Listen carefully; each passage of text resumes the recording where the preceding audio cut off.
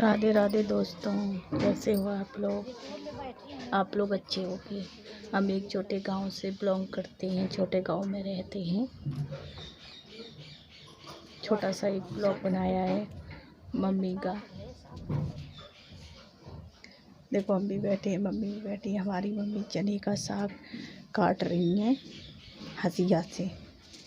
वो मना करती हैं वीडियो बनाने के लिए, फिर भी मम्मी का बना लेते हैं। प्लीज़ आप लोग ज़्यादा से ज़्यादा सपोर्ट करें हमारी मम्मी को और हमारे वीडियो को ज़्यादा से ज़्यादा लाइक करें, सब्सक्राइब करें।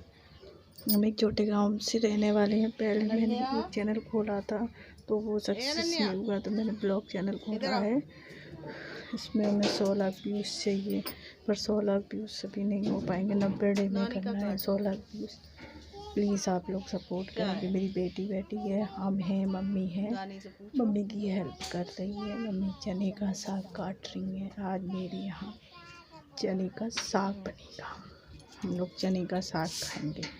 किसको किसको पसंद है कमेंट करके बताना। चने का साग हमको तो बहुत अच्छा लगता है, चने का साग। बच्चे हम बैठे हैं,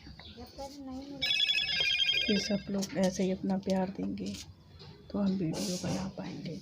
अगर अपना प्यार नहीं दोगे तो वीडियो बनाने में अच्छा नहीं लगेगा। प्लीज़ आप लोग सपोर्ट करें।